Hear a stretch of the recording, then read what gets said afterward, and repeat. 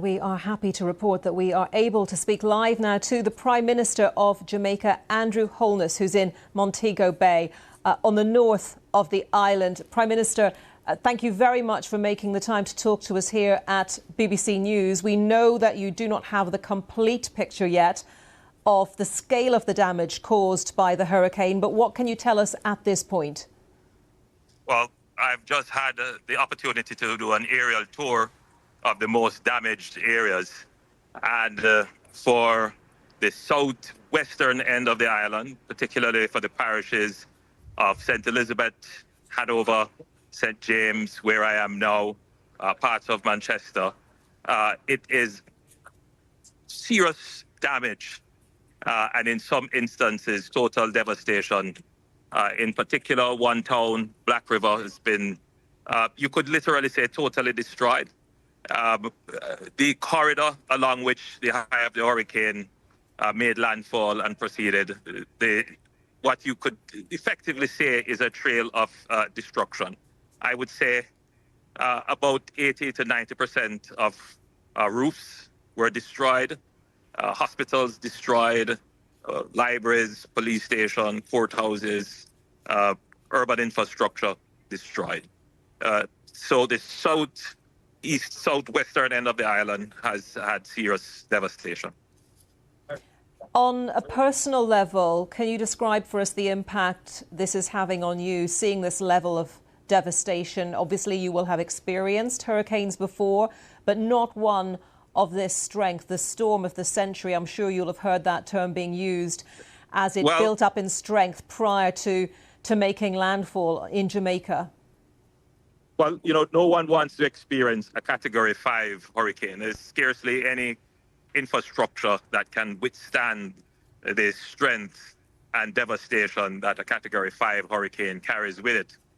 This obviously would not be the first hurricane that we have experienced. Last year we had Hurricane Beryl. The areas that were impacted by this hurricane, I would say, would be twice as devastated as the impact of Hurricane Beryl. For me personally, it is a challenge. Obviously, you really don't want to see your country going through this. But the Jamaican people are highly resilient, strong people, and we will recover from this and recover even stronger. Prime Minister, I know you are still, of course, assessing the damage. We saw the U.S. Secretary of State say that, rescue teams are on the way. Can you tell us a bit more about what kind of help Jamaica needs right now and what the international community is offering? Well, we've had very good response from the international community. You mentioned Secretary Rubio, the French, yourselves, the British. CARICOM has really come on board to assist. And we'll be getting assistance, as you have mentioned, help with search and rescue, humanitarian relief. The offers of help have been very expansive, and we're very much appreciative to the international community for the support that is forthcoming so far. What about the immediate aid, Prime Minister? Water, restoring power. What is it going to take to be able to deliver that in the coming hours and days? Well, we have a strategy in place for that, and we're going to have the restoration of electricity and telecommunications in the areas that have not been so badly affected. That's the first step. And then we do a comprehensive assessment of the areas that have been really affected.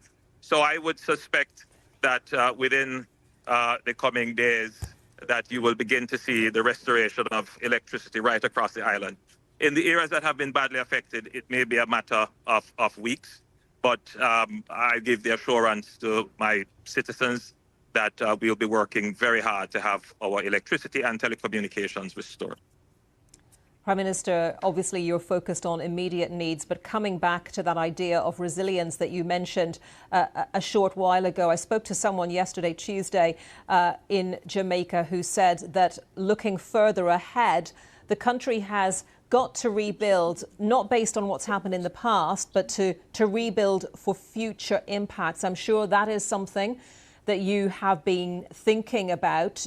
Do you believe that Jamaica will be able to rebuild differently, given the strength of the storm that it has just experienced? Well, we have a very robust strategy for resilience building.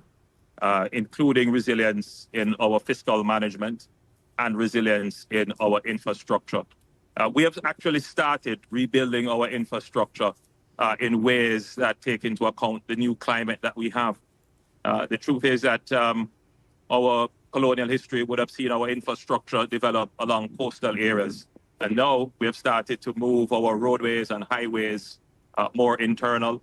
And we have improved our building codes. So many of our buildings were able to withstand the hurricane. But you're right, much more needs to be done in terms of ensuring that resilience is mainstream into all aspects of life in Jamaica. But on that climate issue, you have been advocating for more accessible and flexible climate finance for small islands. And do you think, though, the world is listening, that the countries who historically and indeed in a contemporary sense are responsible for the greatest number of carbon emissions, the greatest amount of carbon emissions, are really listening to the needs of places like Jamaica? I think the climate debate is one that is seriously challenged in today's world. But the science is clear. There is warming taking place, and it is causing a change in our climate, and the impact of which we feel on a daily basis in the Caribbean, which is more frequent, more intense storms and hurricanes, and that is having a devastating impact on our infrastructure and on our economy.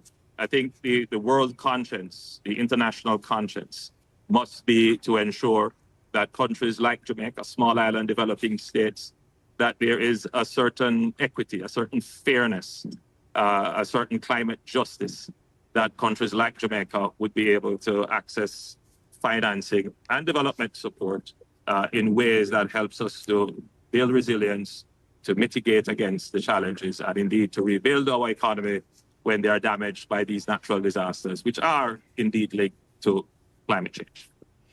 Prime Minister, I want to come back to where you are in Montego Bay. Can you tell us what some of the Jamaicans you've been meeting today have been telling you about their experience and their concerns? Well, many are still in shock.